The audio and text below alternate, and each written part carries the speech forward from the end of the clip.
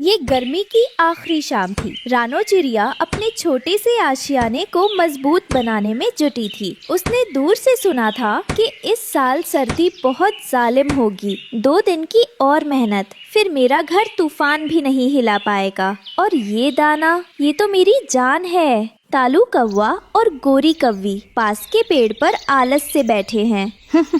गोरी देखो, वो बेचारी रानो, लगता है उसे यकीन है कि कल ही बर्फ गिरने लगेगी। अरे हाँ, इतना काम तकलीफ ही तो दे रही है खुद को। अब आराम का वक्त है कालू जी। हम तो शौक से ये मौसम गुजारेंगे, ठंड आएगी तो जुगाड़ कर लेंगे। तालू भाई, वक्त रहते अपना काम कर लो, बाद में पछताओगे।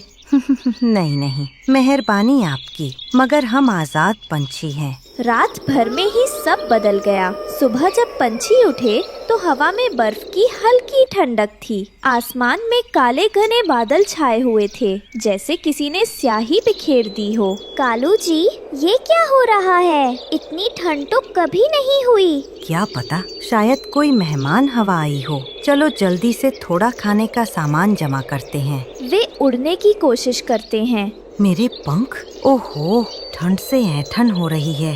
देखो कालू जी, वो टीटू तोता, वो तो पहले ही अपने घर में घुस गया।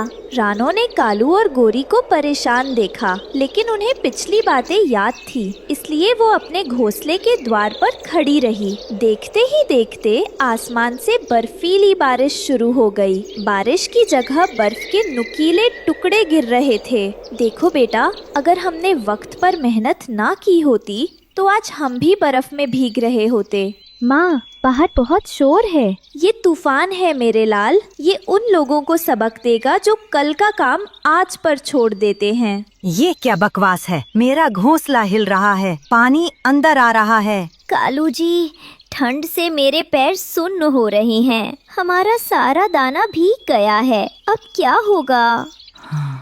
अफसोस, रानो की बात मान लेनी चाहिए थी। कालू और गोरी को अब भूख और ठंड सताने लगी। सबसे पहले वे टीटू तोता के पास गए, जो अमीर था लेकिन थोड़ा कंजूस। टीटू भाई, ओ टीटू भाई, दरवाजा खोलो। कौन है? इस तूफान में क्यों परेशान कर रहे हो? टीटू भाई, हम हैं कालू और गोरी। हमारा घर टूट रहा है, हमें थोड़ी पनाह दे दो। माफ करना, मेरा घर बहुत छोटा है, सिर्फ मेरे परिवार के लिए जगह है। तुम लोग कहीं और जाओ। देखा, जब तक दौलत है सब दोस्त हैं, मुसीबत में कोई नहीं पूछता। टीटू तोता से ना सुनकर कालू और गोरी का हौसला टूट गया। ठंडी हवा उनके जिस्म में तीर की तरह चुभ रही थी। वे इसी उम्मीद में आगे बढ़े कि शायद कोई और उनकी मदद कर दे। कुछ दूर चलने पर उन्हें बंटी कबूतर का घर मिला। बंटी अपने घर की टूटी हुई छत ठीक कर रहा था, जिस पर बर्फ जमा थी। वह बेचारा खुद ही परेशान दिख रहा था। बंटी भाई, क्या हाल है? तुम तो खुद मुश्किल में हो। ओहो, कालू भाई, गोरी बहन, तुम दोनों भी बहुत तकलीफ में दिख रहे हो। क्या बताएं भाई, उस बर्फीले तूफान ने हमारा सब कुछ तबाह कर दिया। बंटी भाई, क्या तुम हमें थोड़ी देर के लिए पनाह दे सकते हो? अफसोस है कालू भाई, मेरा घर पहले ही टूटा हुआ है और बहुत कमजोर है। तुम देखो ना, बर्फ के वजन से छत भी टूट गई है। अगर तुम दोनों अंदर आ गए तो यकीन मानो ये छत हम सब पर गिर जाएगी। मैं खुद मुश्किल से गुजारा कर रहा हूँ, तुम लोग मेहरबानी करके कहीं और देखो। बंटी कबूतर की मजबूरी और अपने घर की हालत समझकर कालू और गोरी आगे बढ़ गई। अब उनके पास बस एक ही रास्ता बचा था, एक ही सहारा।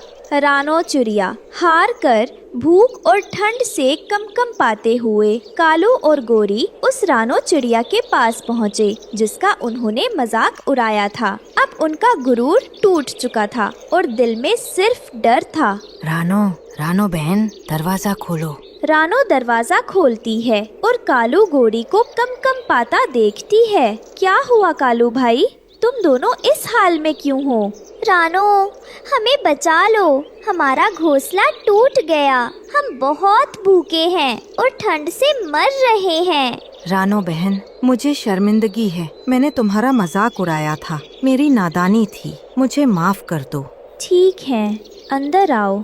रानो ने तुरंत उन दोनों को अंदर बुलाया। कालू और बोरी को अंदर की गर्माहट और सूखे दाने की खुशबू मिली तो उनकी आंखों में आंसू आ गए। बैठो और ये दाना खाओ, ये मेरे बच्चों के लिए जमा किया था, मगर अभी तुम ज्यादा जरूरतमंद हो। रानो, तुमने हमें माफ कर दिया। हम तो इतने बुरे थे।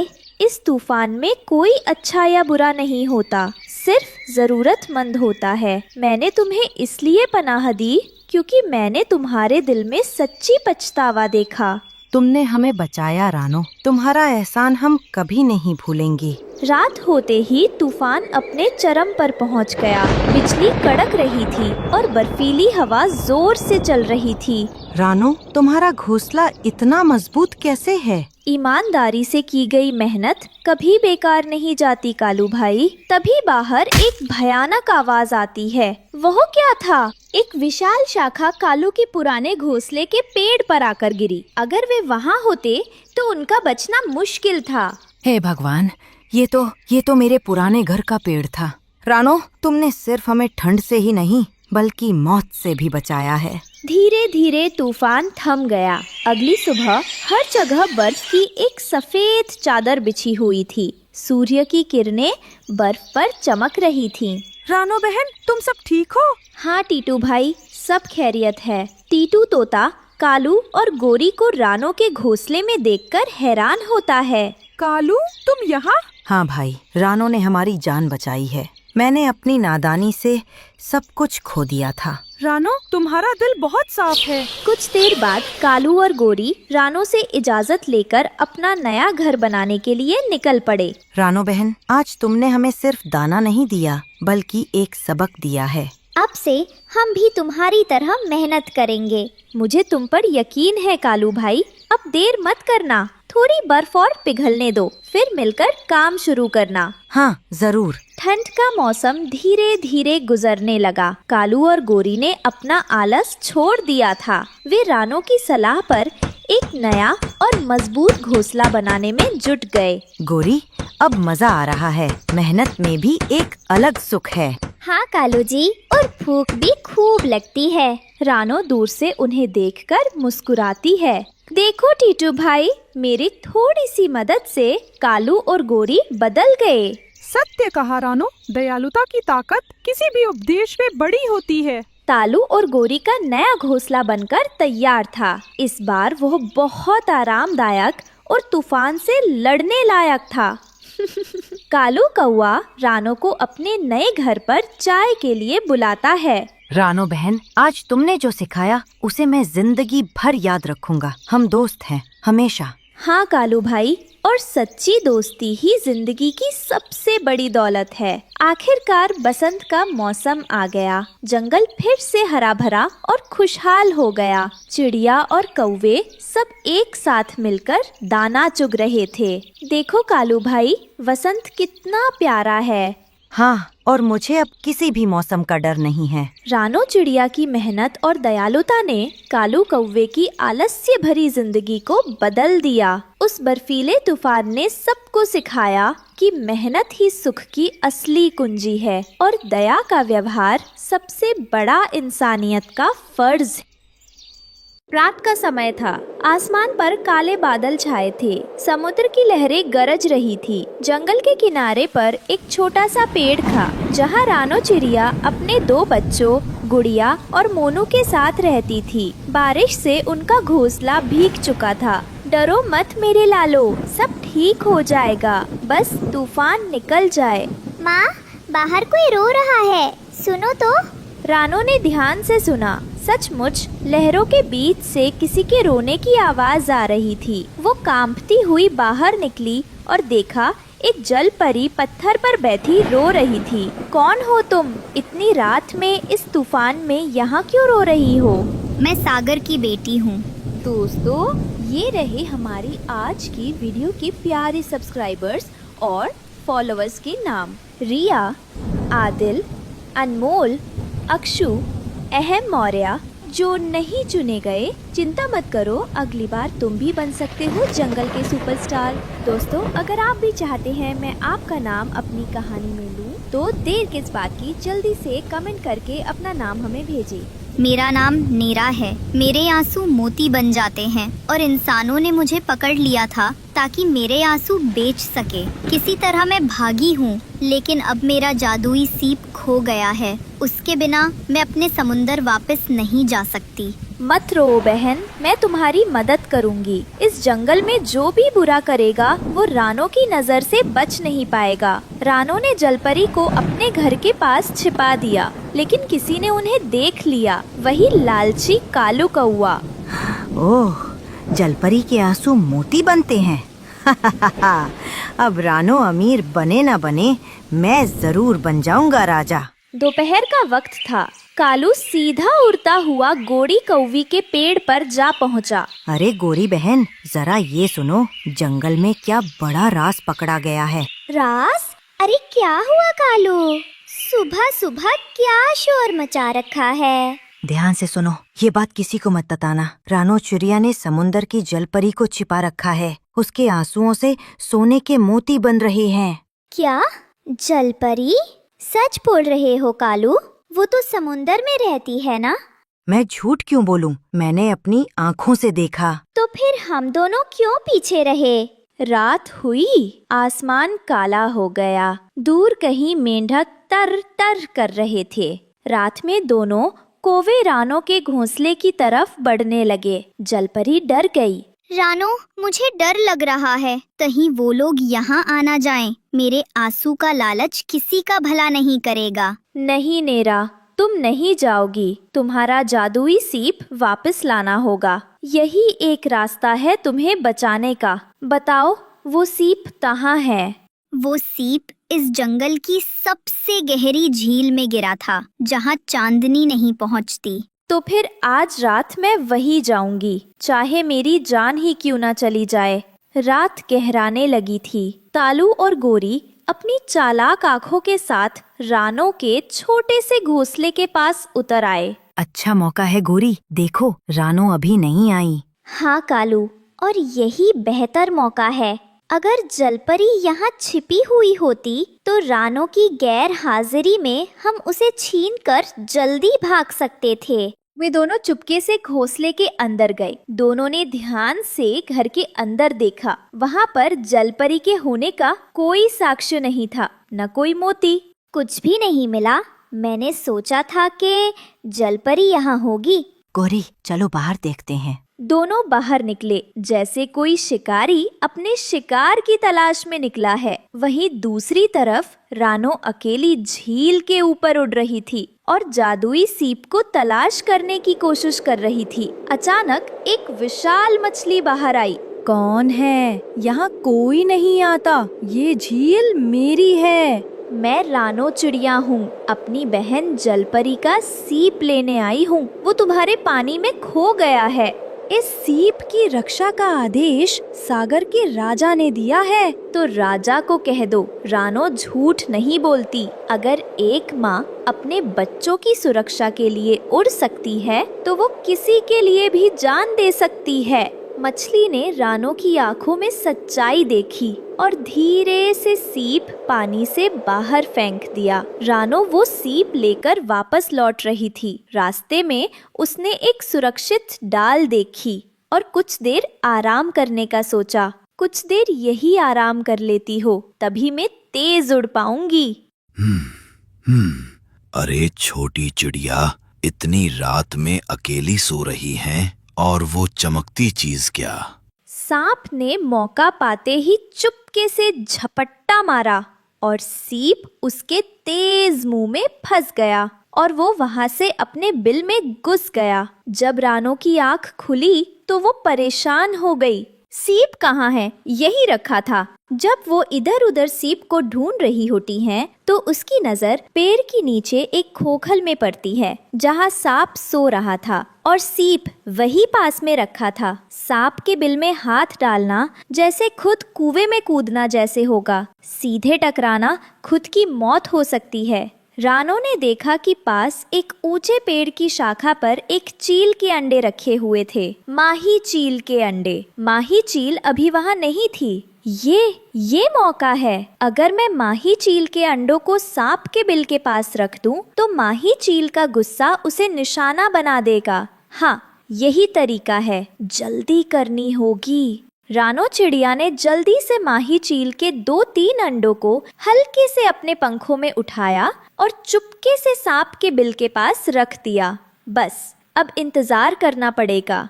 माही चील आएगी और जब देखेगी कि उसके अंडे यहाँ हैं, तो उसका गुस्सा सांप को उसकी सजा दे देगा। बहुत ही जल्द माही चील वापस आई। उसने देखा उसके अंडे वहाँ नहीं थे। ये क्या? मेरे बच्चे, मेरे अंडे! कौन मेरी संतानों के साथ ऐसा कर सकता है? माही चील ने इधर उधर नजर घुमाई तो नीचे पेड़ की खोखल के पास उसे अंडे नजर आ गए। ये नाग मेरा दुश्मन रहा है। बार बार मैंने उसे चेताया है।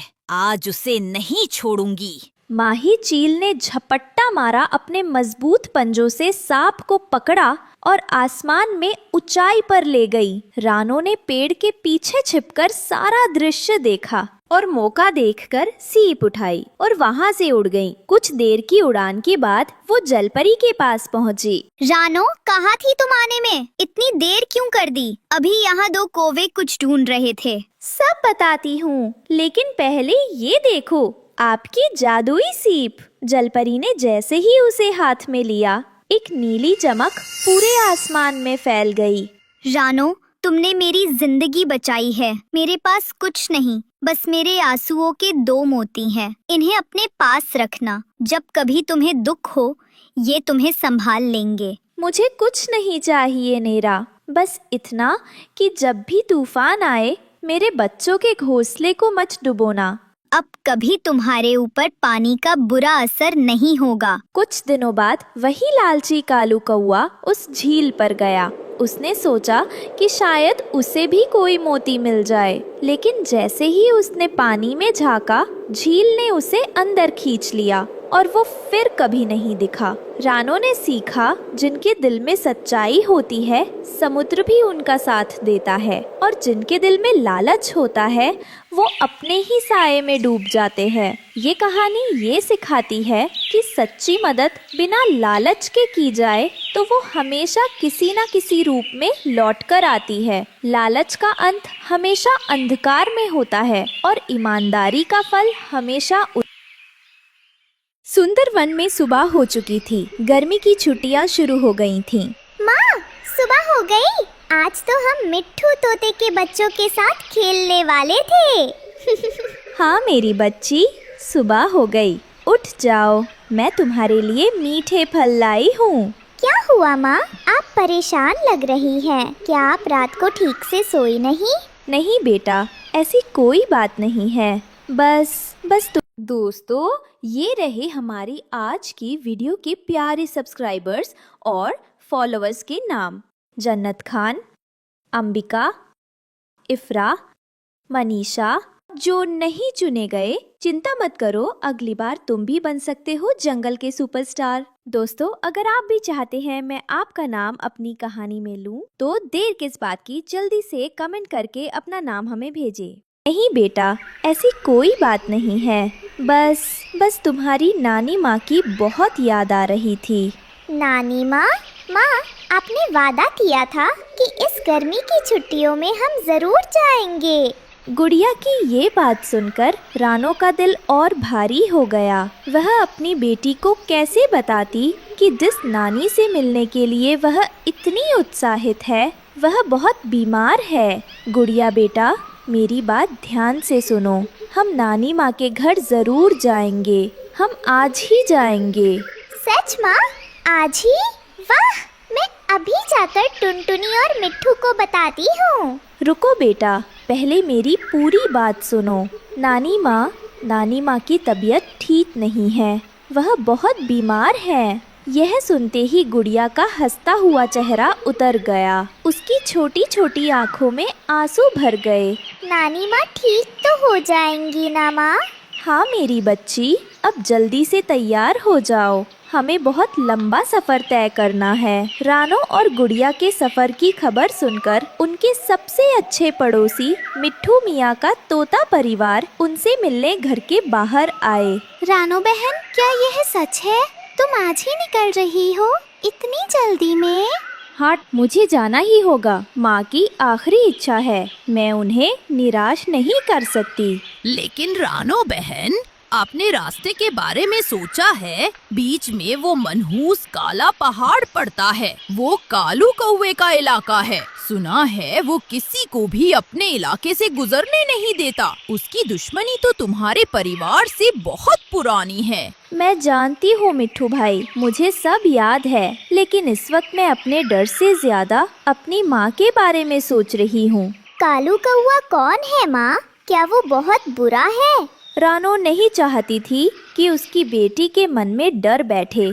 उसने बात को बदल दिया। वो कुछ नहीं है बेटा, तुम इन बातों में मत पड़ो, हम बस अपनी नानी के पास जा रही हैं। बहन, इसमें थोड़े भुने हुए दाने और मीठे बेर हैं। रास्ते में गुड़िया को भूख लगेगी, अपना और गुड़िया का ध्यान रखना। हम ईश्वर से तुम्हारी सलामती की प्रार्थना करेंगे। रानो का दिल भर आया। उसने सबका धन्यवाद किया और अपने बेटी गुड़िया को लेकर अनजाने सफर के लिए उड़ चली। सफर शुरू हो चुका था। रानो और गुड़िया आसमान में उड़ रहे थे। माँ, वो नीचे नदी कितनी चमक रही है। क्या हम थोड़ी देर वहाँ रुक सकते हैं? मुझे प्यास लगी है। हाँ बेटा, जरूर। हम उस बड़े से आम के पेड़ पर रुकेंगे, वहाँ थोड़ा आराम भी कर लेंगे और पानी भी पी लेंगे। वे एक नदी के किनारे आम के पेड़ पर उतरे। रानो ने गुड़िया को पानी पिलाया और पोटली से मीठे बेर निकाल कर दिए। माँ, नानी माँ का घर यहाँ से और कितना दूर है? अभी बहुत दूर है मेरी बच्ची। हमें आज रात किसी सुरक्षित पेड़ पर गुजारनी होगी। कल दोपहर तक शायद हम पहुँच जाएं, अगर सब ठीक रहा तो। क्या नानी माँ हमें देखकर बहुत खुश होंगी? बहुत खुश होंगी। वह तुम्हें देखकर अपनी सारी बीमारी भूल जाएंगी। चलो, सूरज ढलने से पहले हमें एक सुरक्षित जगह ढूंढनी है। थोड़ा आराम करने के बाद वे फिर से अपने सफर पर निकल पड़े। जैसे जैसे वे आगे बढ़ रहे थे, हरे भरे पेड़ कम हो रहे थे और सूखी पथरीली जमीन दिखाई देने लगी थी। रानो समझ गई थी कि वे काला पहाड़ के करीब पहुंच रहे हैं। ऊपर पहाड़ की चोटी पर बैठे दो कौवों ने उन्हें देख लिया था। उन्होंने तुरंत जाकर अपने सरदार कालू कौवे को खबर दी। सरदार, वो आ गई है अपनी बेटी के साथ। आ गई। आखिर आ ही गई मेरे जाल में। सालों से इस दिन का इंतजार कर रहा था मैं। आज उसे पता चलेगा कि अपने को खोने का दर्द क्या होता है। हाँ, आज हम अपना बदला पूरा करेंगे। इस रानो के परिवार ने हमें कभी ना भरने वाला जख्म दिया है। लेकिन पिताजी, वो अपनी माँ से मिलने जा रही है। सुना है उसकी नानी बहुत बीमार है। चुप रहो, तुम अभी बच्चे हो। तुम नहीं जानते कि इन्होंने हमारे साथ क्या किया है। सालों पहले इसी पहाड़ पर एक भयंकर तूफान आया था। उस तूफान में तुम्हारा छोटा भाई मुझसे छूट गया था। मैंने मदद के लिए रानो के पिता को पुकारा था, जो उस वक्त पास से गुजर रहे थे, लेकिन उन्होंने मेरी मदद नहीं की। वे चाहते तो मेरे बच्चे को बचा सकते थे। उनकी वजह से मैंने अपना बेटा खोया है। लेकिन माँ बताती थी कि तूफान बहुत तेज था, शायद वे चाहकर भी कुछ नहीं कर पाए होंगे। बहाने थे सब। घमंड था उन्हें अपने अच्छे परिवार का। आज मैं उस घमंड को तोड़ दूंगा। आज रानो से उसकी सबसे कीमती चीज छीनकर मैं अपना बदला पूरा करूंगा। जग्गू अपने पिता की आंखों में नफरत देखकर चुप हो गया। कालू ने अपने साथियों को इशारा किया और एक भयानक योजना बनाई। रानो अपनी पूरी ताकत से उड़ रही थी। अचानक चारों तरफ से काऊ काऊ की डरावनी आवाजें आने लगी। देखते ही देखते कालू कौवे का पूरा झुंड उनके सामने आ गया। सबसे आगे कालू कौवा खुद था।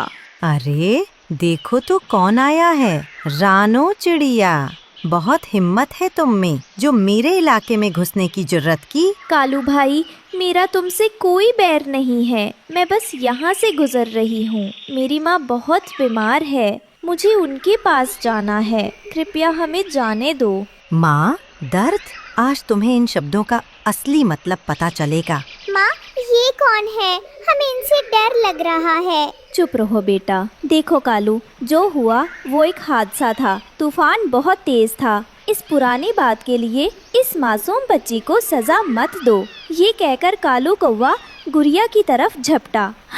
ये सब देखकर जग्गू से अब और बर्दाश्त नहीं हुआ। उसके अंदर का ज़मीर जाग उठा। तभी जग्गू उड़कर बीच में आ गया। बस पिताजी, बहुत हो गया। अगर आपको बदला लेना ही है तो पहले मुझ पर हमला कीजिए। मैं इस पाप में आपका साथ नहीं दूंगा। कालू अपने ही बेटे को अपने खिलाफ खड़ा देखकर सन्न रह गया। जग्गू, तुम मेरे रास्ते से हट जाओ।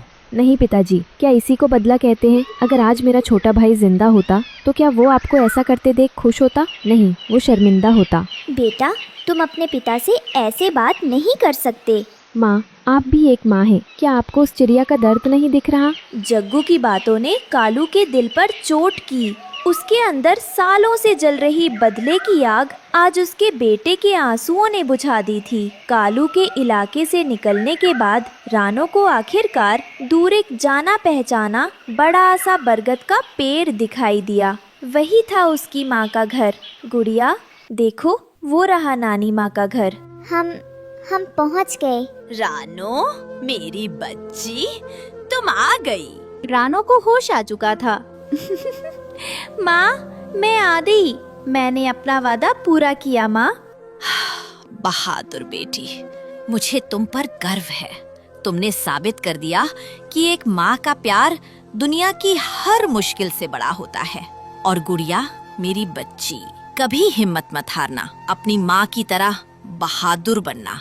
नानी माँ की सांसें भारी होने लगी। उन्होंने अपनी बेटी और नवासी को आखिरी बार जी भर कर देखा। अब मैं शांति से जा सकती हूँ। और इन्हीं आखिरी शब्दों के साथ नानी माँ ने हमेशा के लिए अपनी आंखें बंद कर ली। रानो और गुड़िया अपनी नानी के ठंडे शरीर से लिपटकर रोते। रानो चिड़िया का हरा घास का घर बाहर से सुंदर था, पर कुछ जगह से टूटा हुआ दिख रहा था। 7 बच्चे अंदर खेल रहे थे। रानो काम पर जाने की तैयारी कर रही थी। माँ, कल जो बड़ी बूंदें गिरी थी उससे छत टपकने लगी है। बस थोड़ा संभाल लो बेटा। मैं मालिक से उधार मांगकर आज ही मरम्मत का सामान लाऊंगी। आप चिंता मत करो बेटी, आप अपनी पढ़ाई पर ध्यान दो। अगले दिन रानो चिड़िया सेठ बाज की दुकान पर जाती हैं। दोस्तों, ये रहे हमारी आज की वीडियो के प्यारे सब्सक्राइबर्स और फॉलोअर्स के नाम। ज़बीन, शाजिया, अयान खान, साहिल, वंदना अग्रवाल। जो नहीं चुने गए, चिंता मत करो, अगली बार तुम भी बन सकते हो जंगल के सुपरस्टार। दोस्तों, अगर आप भी चाहते हैं मैं आपका नाम अपनी कहानी में लूं, तो देर किस बात की, जल्दी से कमेंट करके अपना नाम हमें भेजिए। दुकान पर जाती हैं और उससे कुछ उधार मांगती हैं। सेठ जी, मुझे 200 रुपए का कर्ज दे दीजिए। बारिश आने वाली है, मुझे घर की मरम्मत करने के लिए कुछ सामान लाना है। क्या उधार? मेरी दुकान पर उधार न ग्राहक के लिए हैं, न ही तुम्हारे लिए हैं। 200 रुपए तुम्हारी 10 दिन की कमाई। अगर तुम भाग गई तो मुझे गरीब माँ की कहानी मत सुनाओ। पहले काम करो, जाओ, कल आना। रानो निराश होकर सिर झुका लेती है। रानो जानती थी बिना पैसे सिर्फ घास और मिट्टी से वो 7 बच्चों के सिर पर छत नहीं रख पाएगी। तभी आसमान में बिजली कड़कती है, जैसे प्रकृति ने भी उसका साथ छोड़ दिया हो। हे भगवान, क्या अब रात भी इंतजार नहीं करेगी? बिना पैसे सिर्फ घास से मैं 7 बच्चों के सिर पर छत कैसे रखूंगी? 7 बच्चे डरकर एक दूसरे से चिपके हैं। बारिश की पहली बूंदें पड़नी शुरू होती है। दीदी, वो देखो, छत पर बड़ा छेद हो गया है। माँ, जल्दी से कुछ करो। डरो मत, हम सब मिलकर इस घर को बचाएंगे। हम सब एक साथ लड़ेंगे। रानो एक कोने को मिट्टी से सील करने की कोशिश करती है। बच्चे अपने छोटे पंखों से दरवाजे के छेद को घास से भरते हैं, फिर भी पानी अंदर आ रहा था। रानो, जोर लगाओ बेटो, घास को और कसकर पकड़ो। माँ, मेरे पंख थक गए। यह हमारी सीधी लड़ाई है बच्चों, हमें जीतना ही होगा। बारिश जोरदार हो जाती है। कालू कौवा जिसने कभी रानो की मदद नहीं की, अब उसकी बर्बादी का तमाशा देखने के लिए वो कुछ दूरी पर एक पेड़ से रानो के घर को देख रहा था। मूर्ख चुरिया, मैंने इसे काम नहीं दिया, अब इसका घर टूटेगा। पानी का बहाव तेज हो जाता है, दीवारें हिल रही थीं। रानो को एक भयानक सच्चाई महसूस हुई। गीली घास का वजन ही अब घर को अंदर से तोड़ रहा था। उसकी मेहनत ही उसकी दुश्मन बन गई। माँ, दीवारें हिल रही हैं। ये घास केवल एक दिन रुक सकती थी। गीली घास का वजन ही अब घर को तोड़ रहा है। रानो ने एक मिनट भी नहीं गवाया। उसे लगा कि दीवारें कभी भी गिर सकती हैं। उसने अपने बच्चों को घर में रहने का आदेश दिया और खुद मदद मांगने के लिए भाग निकली। सबसे पहले वो अपनी दोस्त हरियाली तोती के दरवाजे पर गई। हरियाली, हरियाली, दरवाजा खोलो, मेरे घर की दीवारें टूट रही हैं। रानो, इतनी रात में मैं डर रही हूँ। मेरी बेटी बीमार है, मैं तुम्हें कैसे अंदर आने दूँ? मुझे डर है कि बारिश। बस थोड़ी देर के लिए हरियाली, बस मेरे बच्चे। नहीं रानो, मैं दरवाजा नहीं खोल सकती, तुम कहीं और जाओ। अगली सुबह बारिश थोड़ी धीमी हुई है। रानो बच्चों को लेकर मलबे के नीचे दबी हुई है। वे डरे हुए हैं पर सुरक्षित हैं। हम बच गए। हाँ मेरे बच्चों, रानो देखती है कि घर पूरी तरह मलबे में बदल गया है। कालू कौआ मलबे को देखकर आता है। वह रानो को देखकर भी मुस्कुराता है। हाँ, मुझे पता था ये होगा। तुम मेरे घर क्यों नहीं आई? मैंने तुम्हें आवाज दी थी कालू, तुमने दरवाजा नहीं खोला। तुमने हमें मरने के लिए छोड़ दिया। रानो बच्चों को देखती है। वे भूखे और भीगे हुए हैं। माँ, अब हम क्या करेंगे? क्या हम फिर से घर बनाएंगे? तिनके से घर बनाना एक चीज थी बेटा, विश्वास से घर बनाना दूसरी, और वह विश्वास आज टूट गया। अगली सुबह रानो बच्चों को लेकर खड़ी होती है। वह टूटे हुए घर पर एक अंतिम नजर डालती है। नहीं बेटा, अब हम कहीं और जाएंगे, कहीं दूर, जहाँ उम्मीदें शायद घास जितनी कमजोर ना हो। चलो मेरे बच्चों। रानो सातों बच्चों को लेकर उदास उस जंगल से निकल जाती।